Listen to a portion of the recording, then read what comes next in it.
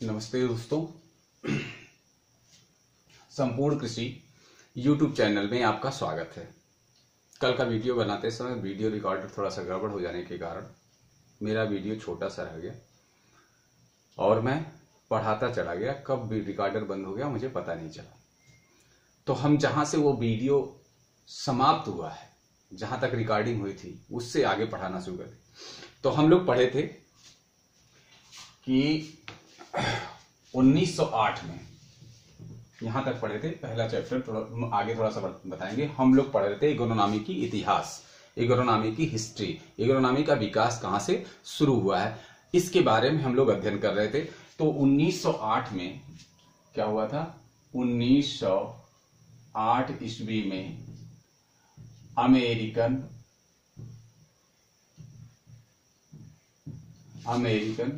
Society of agronomy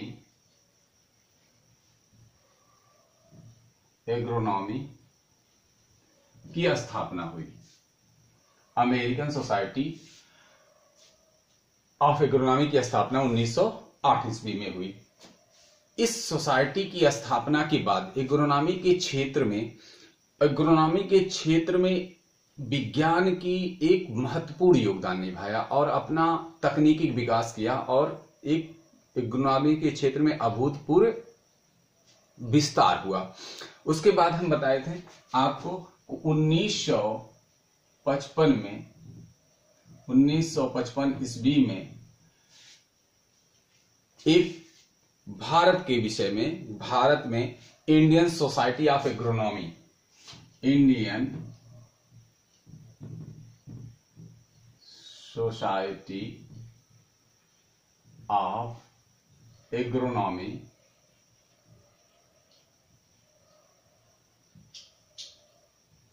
की स्थापना हुई।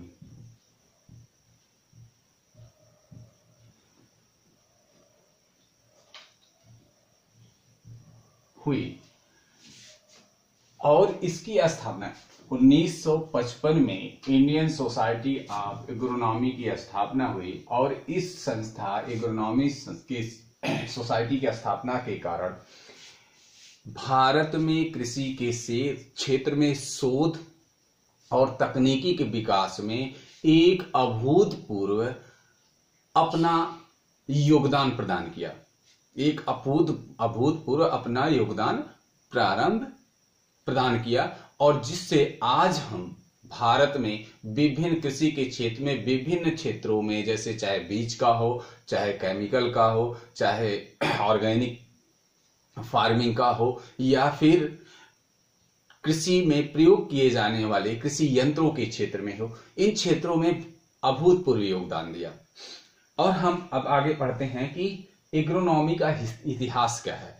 इतिहास एग्रोनॉमी का विकास का इतिहास क्या है, तो इसको थोड़ा सा तेजी से पढ़ेंगे। एग्रोनॉमी का विकास, एग्रोनॉमी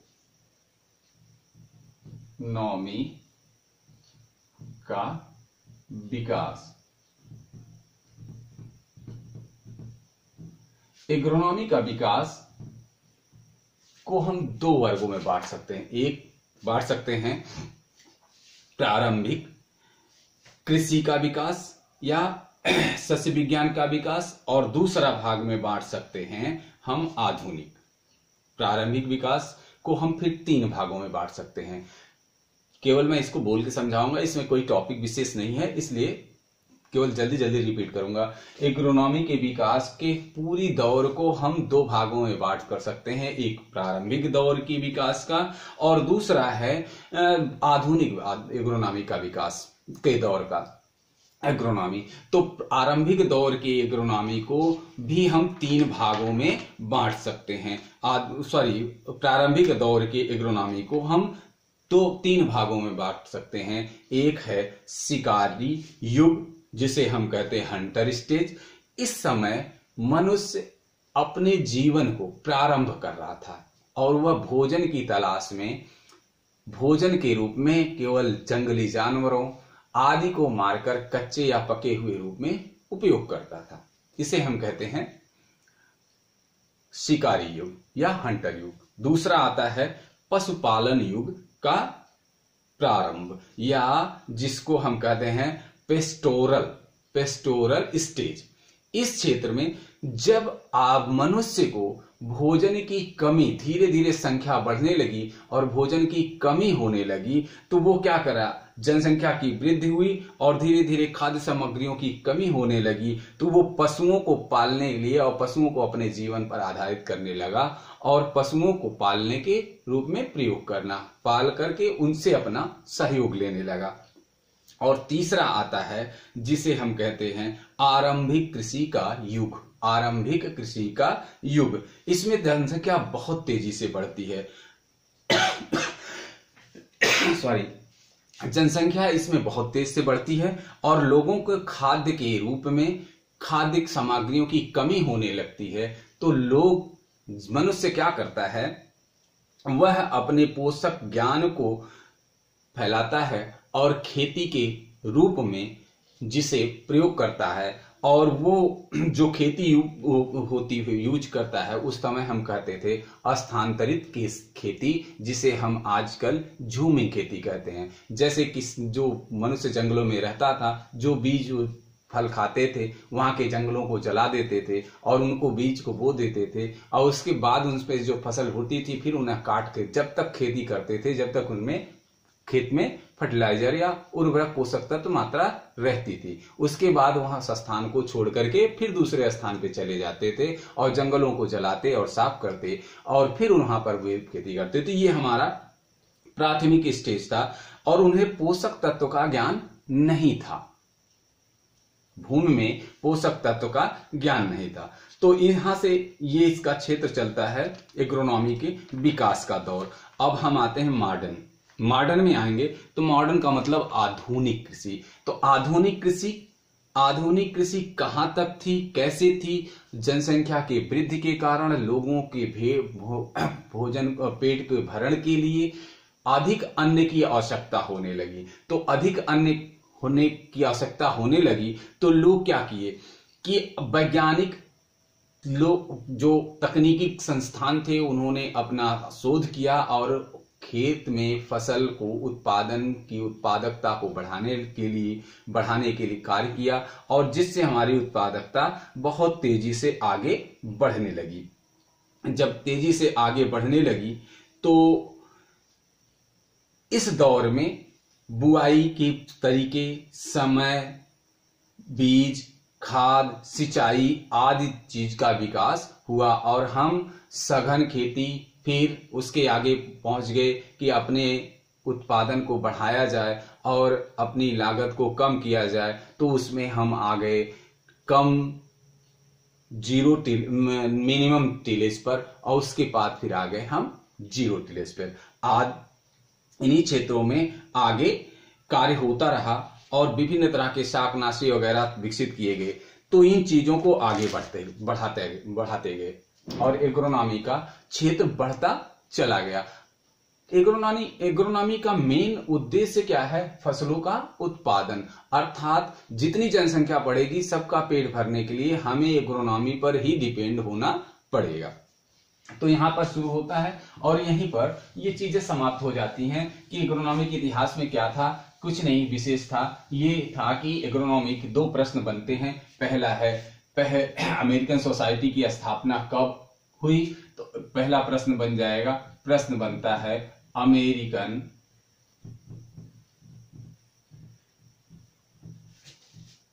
सोसाइटी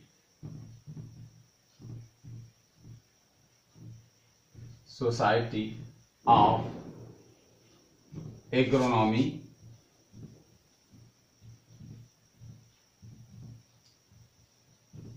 की स्थापना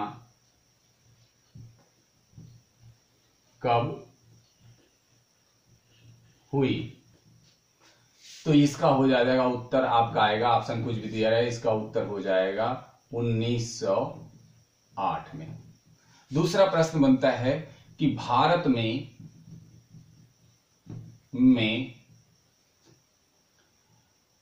भारतीय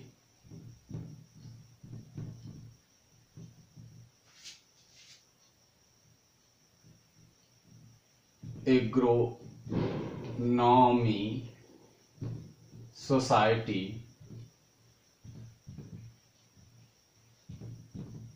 की स्थापना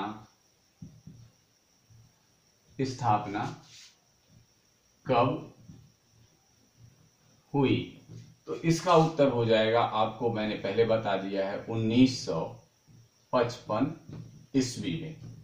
1955 ईस्वी में। तो हमें इस क्षेत्र में केवल 2 प्रश्न मिलते हैं। पहला है अमेरिकन सोसाइटी की स्थापना कब हुई? 1908 में। और भारत में इंडियन सोसाइटी ऑफ एग्रोनॉमी की स्थापना कब होती है? वो होती है 1955 में। तो आगे हम बढ़ते हैं एग्रोनॉमी। तो एग्रोनॉमी का एक व्यक्ति का नाम आपको याद रखिएगा, जिसे कहते हैं एग्रोनॉमी के क्षेत्र में, तो वो कहते हैं, नाम आता है father of agronomy. Father of agronomy. Father of agronomy. Father of agronomy किसे कहा जाता है? फादर ऑफ एग्रोनॉमी कहा जाता है पिट्रो डी क्रेसेंजी। पिट्रो डी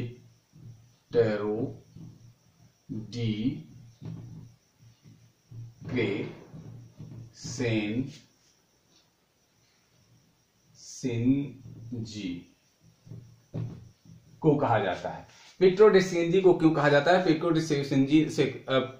डी क्रेसेंजी ने सर्वप्रथम अपनी अनुभवों को और शोधों को एक पुस्तक के रूप में प्रकाशित किया था, जो एग्रोनॉमी से संबंधित थी। और उसमें उस पुस्तक का नाम था ओपस रूरेलिया कोमोडर्मा। उस पुस्तक का नाम था पुस्तक का नाम है ओपस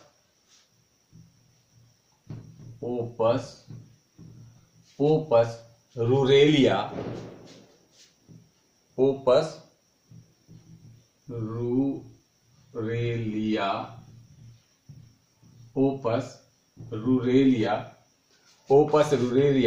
कोमोडार्मा।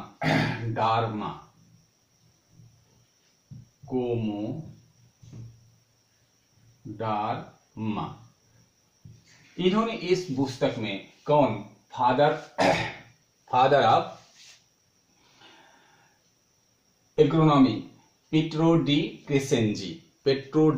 क्रेसेंजी ने अपनी शोध, अपने अनुभवों को, अपने कार्यों को एक पुस्तक में प्रकाशित किया, और उस पुस्तक का नाम था ओपस रूरेलिया कोमोडर्मा।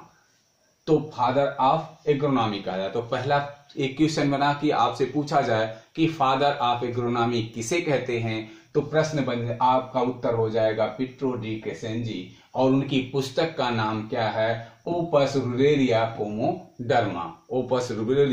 क्रोमोडर्मा।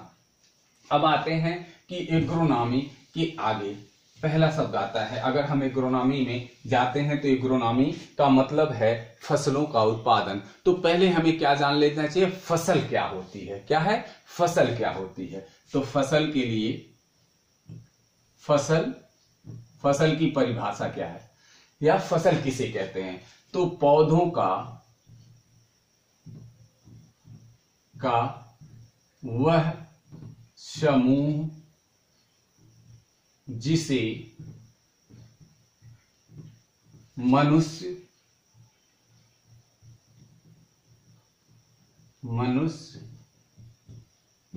किसी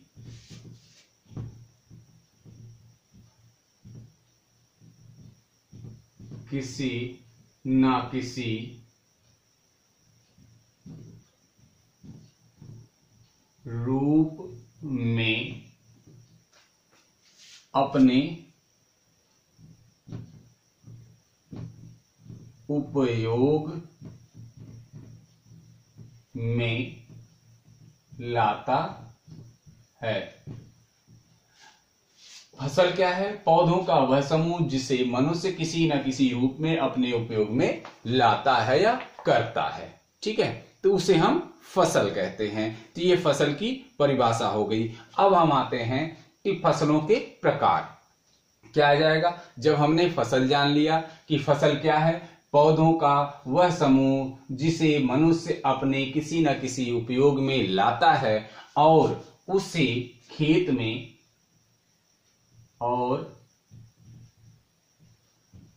उसे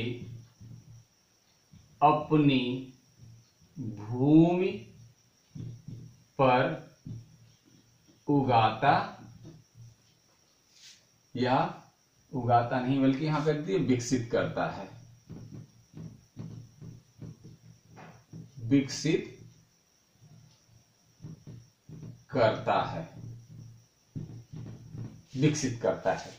पौधों का वह समूह जिसे मनुष्य किसी न किसी रूप में अपने उपयोग में लाता है और उसे अपनी भूमि पर विकसित करता है।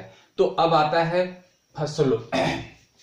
फसलों का वर्गीकरण। हम आएंगे फसलों का। देखिए, हम एग्रोनॉमी पढ़ेंगे तो ये समझिए कि हम एकदम पूरी तरह से सिस्टमेटिक रूप से धीरे धीरे चलते रहेंगे, छोटी सी छोटी जानकारी को तब हम आगे ब्रॉड में बढ़ाते चले जाएंगे। तो ये मत समझिएगा कि किसी को फसल के बारे में आता है ये बेकार है, नहीं पढ़ना चाहिए, नहीं, सबके लिए ये चल रहा है। तो इसका मतलब है कि आपको हर चीज जानना जरूरी है। तो हमारा आ जाएगा, पहली टॉपिक हो जाएगी क्लासिफिकेशन ऑफ क्रॉप या फसलों का वर्गीकरण। क्लासिफिकेशन ऑफ क्रॉप्स अर्थात फसलों का वर्गीकरण, फसलों का वर्गीकरण। क्लासिफिकेशन ऑफ क्रॉप्स, फसलों का अर्थात फसलों का वर्गीकरण। तो फसलों का वर्गीकरण विभिन्न आधार पर विभिन्न तरीके से किया गया है। फसलों का विभिन्न प्रकार से वर्गीकरण किया गया है। फसलों का वर्गीकरण विभिन्न प्रकार के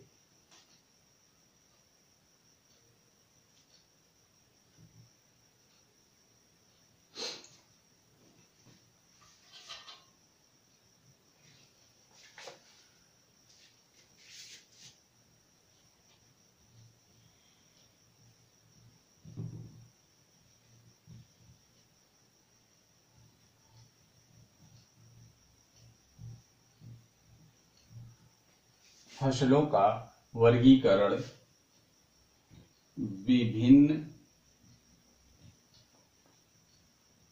प्रकार से किया गया है। विभिन्न प्रकार से किया गया है। क्यों किया गया है फसलों का? क्योंकि सभी फसलों को एक समान तापक्रम पर नहीं उगाया जा सकता। सभी फसलों को एक समान तापक्रम पे नहीं उगाया जा सकता। सभी फसलों को एक सा प्रकाश या एक सी प्रकाश अवधि में नहीं उगाया जा सकता। फसलों के लिए विभिन्न मौसम में विभिन्न जलवायु की आवश्यकता होती है, इसलिए फसलों को विभिन्न तरह से वर्गीकृत किया गया है। तो जिसमें पहला आता है कि मौसम के आधार पर या ऋतुओं के आधार पर फसलों का वर्गीकरण। ऋतुओं के आधार पर फसलों का वर्गीकरण। ऋतुओं के आधार पर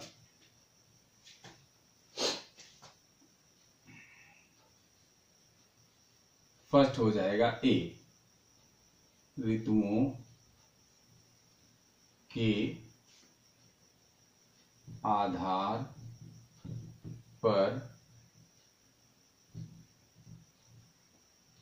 फसलों का वर्गीकरण। ऋतुओं के आधार पर फसलों का वर्गीकरण। पहला हो गया ए। इसमें ए हो जाता है क्लासिफिकेशन ऑफ क्रॉप, फसलों का वर्गीकरण। फसलों का वर्गीकरण विभिन्न प्रकार से किया जाता है। पहला है ऋतुओं के आधार पर फसलों का वर्गीकरण। ऋतुओं के आधार पर फसलों का वर्गीकरण। विभिन्न प्रकार की फसलों की वृद्धि के लिए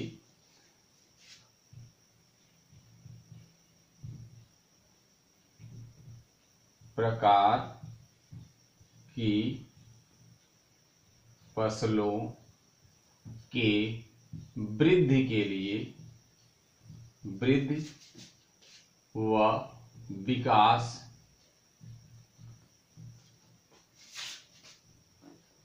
के लिए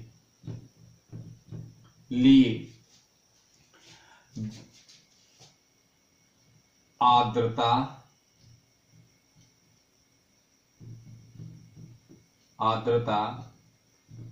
तापक्रम वर्षा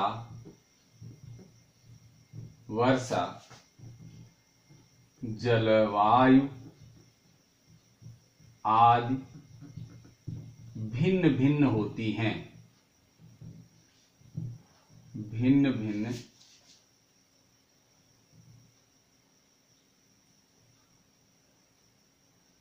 जलवायु आदि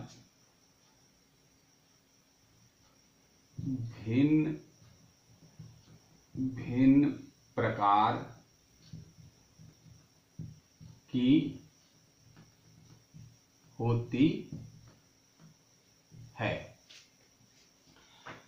ऋतुओं के आधार पर फसलों का वर्गीकरण।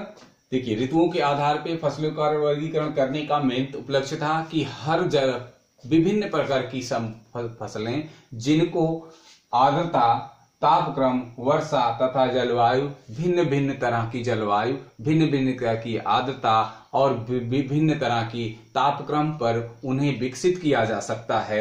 इसीलिए ऋतुओं के आधार पर फसलों का वर्गीकरण किया गया है। तो फसलों का वर्गीकरण ऋतुओं के आधार पर किया गया है। दूसरा, अब इस ऋतु के आधार पर जो वर्गीकरण किया गया है, यह संपूर्ण भारत में यह ऋतुओं के आधार पर वर्गीकरण लागू नहीं होता।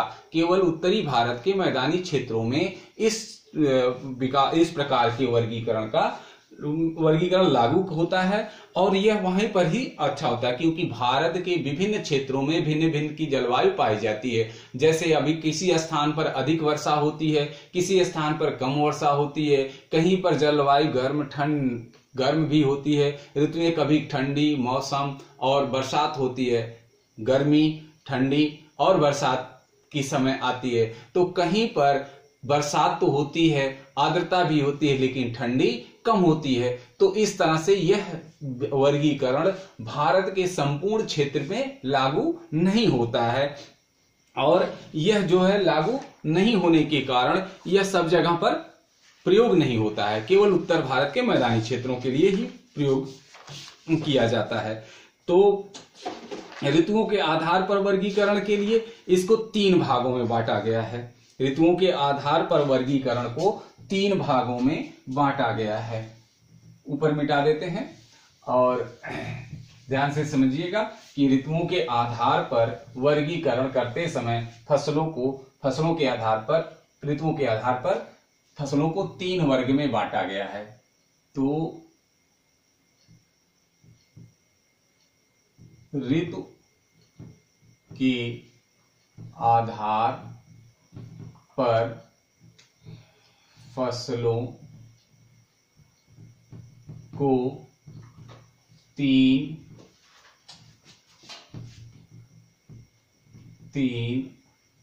वर्गों में बांटा गया है। वो वर्ग कौन से हैं? पहला है खरीफ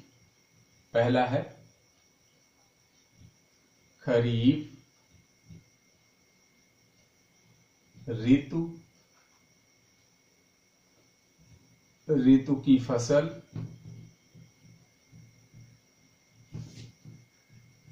दूसरा है रबी ऋतु की फसल, और तीसरा है जायद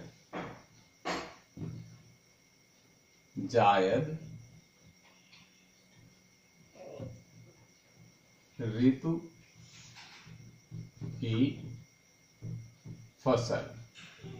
अब हम इसमें एक एक अध्ययन करेंगे और एक एक के बारे में हम आपको बताते जाएंगे। तो पहला स्टार्ट करते हैं खरीफ ऋतु। कौन सा स्टार्ट करते हैं? खरीफ ऋतु। तो खरीफ ऋतु में क्या आवश्यकता होती है, कौन सी फसलें उगाई जाती हैं? तो पहला होता है कि खरीफ ऋतु की फसल,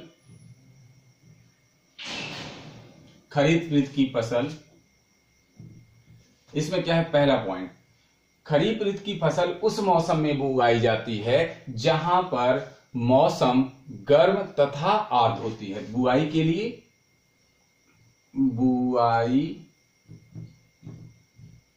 के समय मौसम कैसा होना चाहिए? गर्म और आर्द्र, गर्म और आर्द्र जलवायु बुआई के समय कैसी अब चाहिए कि वह फसल जो खरीफ ऋतु के अंतर्गत आएगी, जो बुआई के समय गर्म और आर्द्र जलवायु चाहती है। उगने के लिए बुआई के समय उसको गर्म और आर्द्र जलवायु की आवश्यकता होती है। तथा क्या होता है दूसरा? ये तो पहला लक्षण हो गया। दूसरा हो जाएगा जो पकने के समय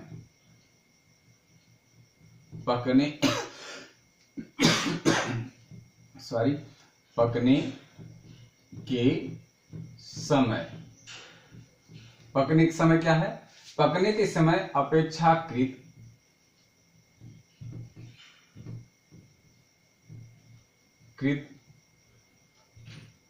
कम गर्म और शुष्क जलवायु,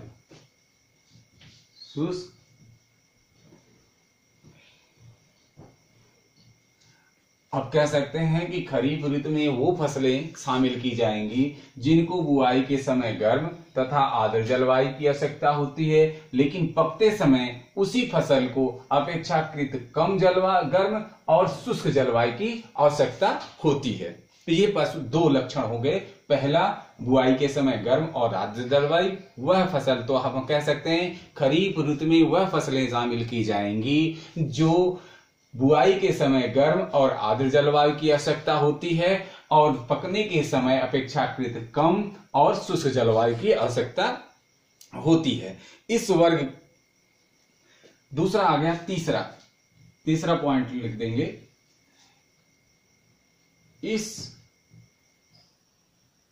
या लिख सकते हैं इसको प्रकाश अवधि।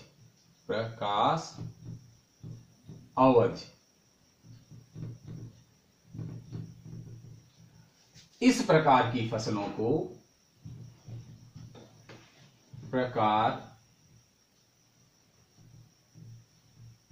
इस वर्ग की फसल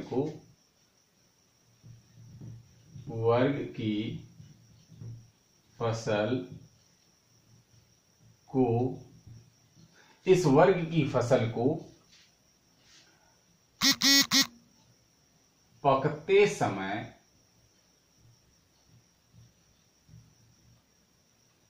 कम प्रकाश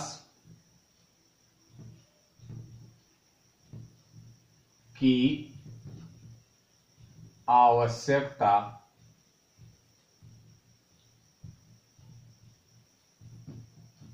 होती है। इस तरह से हम कह सकते हैं कि यह एक, जिसे हम कहते हैं शॉर्ट डेज प्लांट, क्या कहेंगे? शॉर्ट डे प्लांट, वह पौधा जिसे पकते समय कम प्रकाश की आवश्यकता होती है उसे हम कहते हैं शॉर्ट डे प्लांट्स। तो पहला हो गया बुआई के समय गर्म और आर्द्र जलवायु, पकने के समय अपेक्षाकृत कम गर्म और शुष्क जलवायु की आवश्यकता होती है। और प्रकाश अवधि क्या होगी, इस वर्ग की फसलों को पकते समय प्रकाश की कम आवश्यकता होती है, अर्थात 60 डे प्लांट होते हैं, तो उन्हें खरीफ ऋतु के अंतर्गत शामिल किया जाता है। खरीफ ऋतु के अंतर्गत शामिल किया जाता है। और इसका लास्ट पॉइंट है चौथा पॉइंट ये है कि इनकी बुआई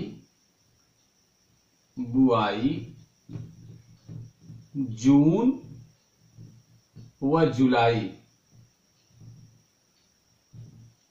जुलाई माह में किया जाता है। अब देखिए, खरीफ ऋतु की फसल आपसे पूछ दे कि खरीफ ऋतु की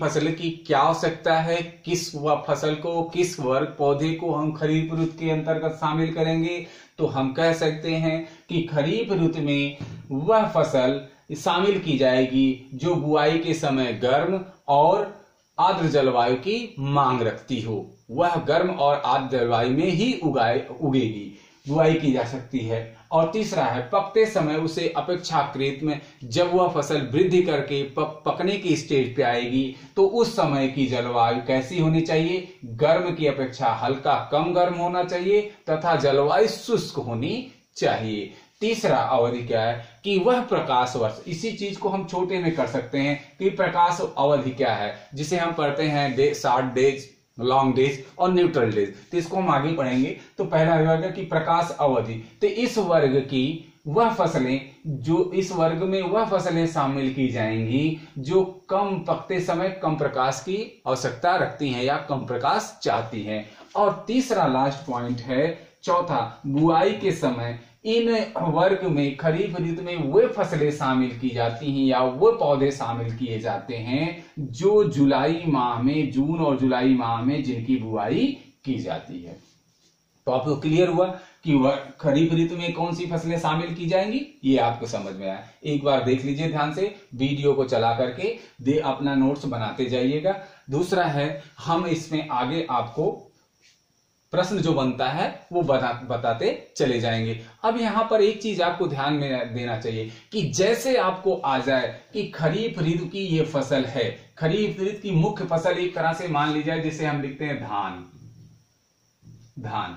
अब तुरंत आपको अगर पूछा जाता है कि धान को कैसी जलवायु की आवश्यकता है, तो अगर आप खरीफ ऋतु के बारे में जान लेंगे कि खरीफ ऋतु में कौन कौन सी फसलें शामिल की जाती हैं, कौन सी फसल शामिल की जाती हैं और उसके क्या क्राइटेरिया है, मतलब उसका क्या लिमिटेशन है।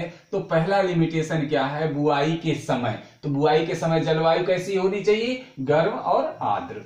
दूसरा क्या है, पकने समय कैसी जलवायु होनी चाहिए, गर्म नहीं होनी, अपेक्षाकृत कम हो जाती, किसके, बुआई के समय की अपेक्षा से कम हो जाती है।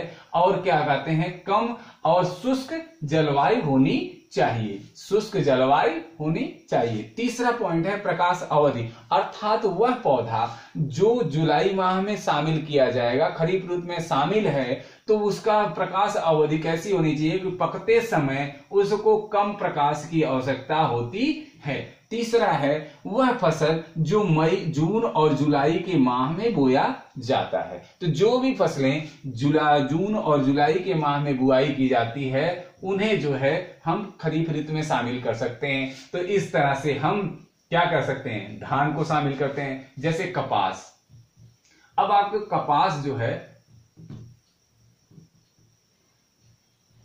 कपास को पता नहीं है, मान लो ऐसे क्षेत्र में आप रहते हैं जहां कपास की खेती न की जाती हो, लेकिन अगर इसकी जलवायु पता हो गई कि इसको कैसा जलवायु चाहिए, तो आप तुरंत बता सकते हैं कि कपास किस वर्ग में रखी जाएगी। तो आप लोग सोच करके हमारे कमेंट बॉक्स में दीजिएगा कि प्रकाश को कैसी जलवायु की आवश्यकता होती है। आगे जब हम पूरा पढ़ा देंगे तब आप बताएंगे कि कपास खरीफ ऋतु की फसल है या रबी की है या जायद की है। तो यहां पर आप कमेंट दे सकते हैं, कमेंट में लिख सकते हैं कि कपास कि किस प्रकार की जलवायु है। अगर कपास को पकने की बुआई के समय गर्म जलवायु की गर्म और आर्द्र जलवायु की आवश्यकता है और पकते समय अपेक्षाकृत कम और शुष्क जलवायु की आवश्यकता है, तो प्रकाश अवधि इसका प्रकाश अवधि क्या है, उसे कम प्रकाश की आवश्यकता होती है, अर्थात वो 60 डे प्लांट है और इसकी बुआई मई, जून और जुलाई के माह में किया जाता है। तो वो प्रकाश क्या है, कपास खरीफ ऋतु में शामिल की जाएगी, वरना नहीं।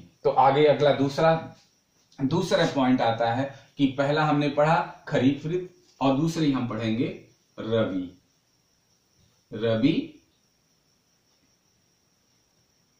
नंबर 2 रबी ऋतु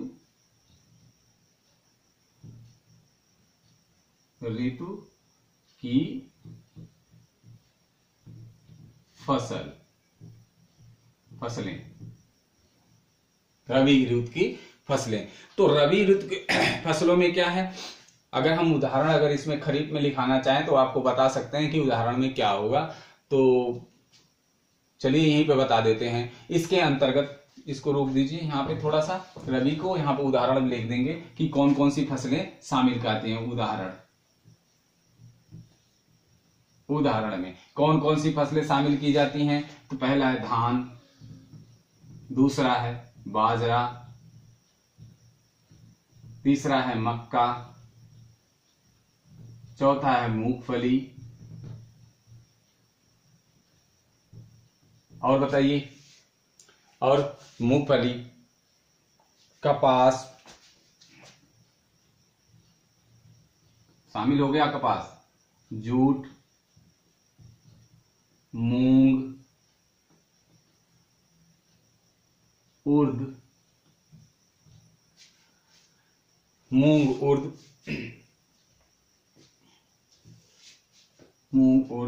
अरहर,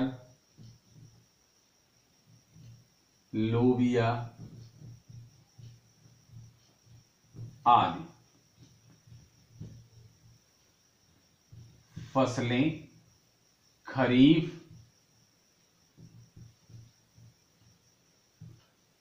ऋतु की हैं। एक बार आप प्यार से ध्यान से देख लीजिए और हम आगे बढ़ते हैं। उदाहरण के रूप में धान, बाजरा, मक्का, अब यहां पे एक और भूल गया है, यहां पे लिख देता हूं ज्वार, अब आ जाता है ज्वार। धान, मक्का, ज्वार, बाजरा, मूंगफली, कपास, जूट, मूंग, उर्द, अरहर, लोबिया आदि। लेकिन देखिए यहां पर एक ये शब्द आता है उर्द। अब इस उर्द और मूंग को कहीं कहीं इनको तीनों ऋतुओं में उगाने का श्रेय प्राप्त है, जैसे मक्का को भी आता है।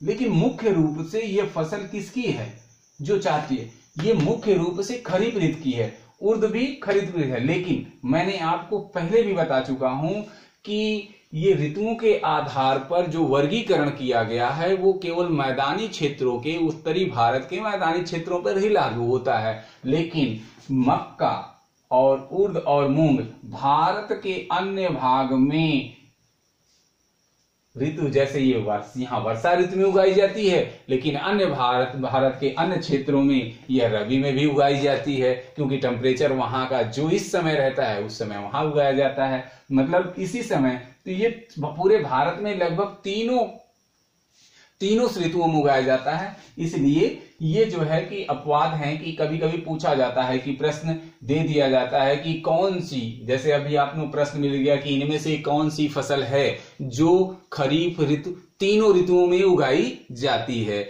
जैसे आप दे दिया मटर, धान, मक्का और बाजरा, तो आपको क्या आएगा, तब उसमें मक्का लगाना पड़ेगा। फिर अगर इसी तरह से आ गया, मान लीजिए इसमें से मक्का हटा करके उसके यहाँ पे उर्द कर दिया गया, तो फिर इसको भी लगाना पड़ेगा कि ये भी तीनों ऋतुओं में उगाई जाती हैं। तो मैंने कहा था, आपको पहले ही ध्यान दीजिएगा कि मैंने कहा था कि ऋतुओं के आधार पर वर्गीकरण केवल उत्तरी भारत के मैदानी क्षेत्रों पर ही लागू होती है, संपूर्ण भारत पर नहीं। अब दूसरा आते हैं, हम इसको मिटा रहे हैं, आगे बढ़ते हैं और हम दूसरे नंबर पे आ जाते हैं। और दूसरे नंबर पर हमारी आती है वह है रबी। रबी ऋतु की फसलें या रबी की फसलें। थोड़ा भाई लिखने में हो सकता है मात्रात्मक गलती हो, उसको निगलेक्ट करिएगा। रबी की, अब रबी ऋतु में कौन सी आती हैं, इसके भी लिए क्राइटेरिया है कि क्या क्या होना चाहिए। जैसे मैंने कहा कि बुआई के समय खरीफ ऋतु की कैसा जलवायु होनी चाहिए, तो गर्म और आर्द्र होनी चाहिए। बुआई के पकते समय जलवायु कैसी होनी चाहिए, अपेक्षाकृत कम तथा शुष्क होनी चाहिए। और तीसरा क्या है कि प्रकाश, ऐसा पौधा होना चाहिए जिसे कम पकते समय कम प्रकाश वर्ष की आवश्यकता, प्रकाश की आवश्यकता हो, अर्थात वो 60 डेज प्लांट हो। तीसरा पॉइंट आया कि वह फसल उस समूह में शामिल खरीफ में शामिल की जाएगी जिसकी बुआई जून और जुलाई के माह में शामिल की जाती है। तो अब आता है रबी फसल नंबर 2, रबी की फसलें। रबी की फसलें में क्या है, पहला क्राइटेरिया फिर वही आया जलवायु, और इसको ध्यान में रखना है। जलवायु आदि के बारे में ध्यान रखना है। जलवायु आदि के बारे में ध्यान रखना है, थोड़ा तेजी से पढ़ेंगे, इसमें ज्यादा नहीं है। बुआई के समय कैसा तापक्रम, फिर वही आया। इसमें क्या है, पहला क्राइटेरिया क्या था, बुआई के समय बुआई का समय कैसा होना चाहिए। पहला है कम तापमान, कम तापमान की आवश्यकता होनी चाहिए। और कैसा हो जाए, मौसम शुष्क होना चाहिए। कैसा होना चाहिए, और वह शुष्क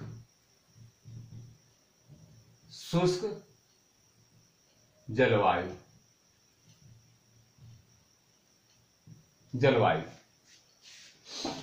ये कैसी जलवायु होनी चाहिए तब रबी में, कि बुआई के समय रबी की फसल को कम तापमान की आवश्यकता होती है, लेकिन वृद्धि के समय क्या होता है, वृद्धि या विकास। नंबर 2, वृद्धि के समय अगर कम तापमान है तो वृद्धि के और विकास के समय कैसा तापक्रम की आवश्यकता होती है, कम तथा कम आर्द्र की अच्छी वृद्धि करती है। वृद्धि के समय इनका कम तापमान और कम आर्द्र हो, उनकी समय में वृद्धि करती है। लेकिन पकते समय कैसा समय होगा, वृद्धि कैसे में होगी, कम तापमान व कम आर्द्र जलवायु। वृद्धि के समय कैसी जलवायु होनी चाहिए, वृद्धि करते समय कम तापमान व कम आर्द्र की जलवायु होनी चाहिए। तीसरा है पकते समय।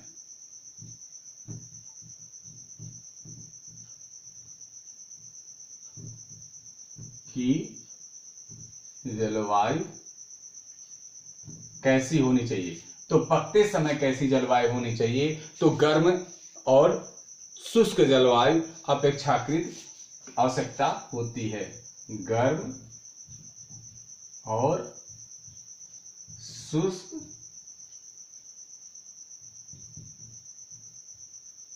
जलवायु की होनी चाहिए, गर्म और शुष्क जलवायु।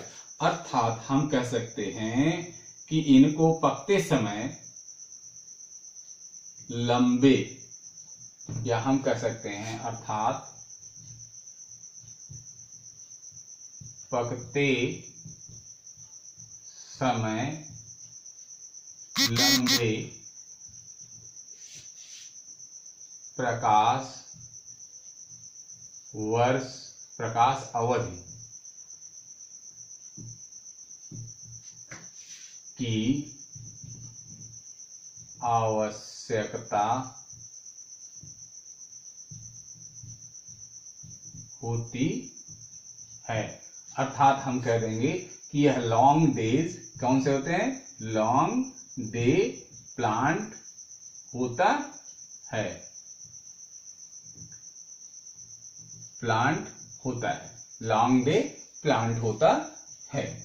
अर्थात रबी ऋतु की फसल के लिए कैसी आवश्यकता है, कम तापमान। ध्यान दीजिएगा कि बुआई के समय वह फसलों का वर्ग या फसलों का समूह रबी ऋतु में शामिल किया जाता है जिनको बुआई के समय कम ताप की आवश्यकता होती है और शुष्क जलवायु की आवश्यकता होती है, कम व शुष्क जलवायु की आवश्यकता होती है। लेकिन वृद्धि के समय तापक्रम और कम हो जाता है और आर्द्रता भी कम चाहिए, ज्यादा आर्द्रता की आवश्यकता नहीं होती है। लेकिन पकते समय जस्ट उल्टा है खरीफ का, याद रखिएगा खरीफ का एकदम उल्टा है ये। पकते समय क्या जलवायु, गर्म और शुष्क जलवायु की आवश्यकता है, गर्म और शुष्क जलवायु की आवश्यकता है। अर्थात पकते समय लंबे प्रकाश वर्ष की आवश्यकता होती है और इसीलिए इसे लॉन्ग डेज प्लांट भी कहा जाता है, लॉन्ग डेज प्लांट भी कहा जाता है। और इनकी बुआई की जाती है। चौथा पॉइंट आता है बुआई का समय। और बुआई का समय जो होता है वो है नवंबर और दिसंबर, नवंबर दिसंबर माह। और पांचवा इसका कैरेक्टर आ सकता है कटाई होती है। कटाई का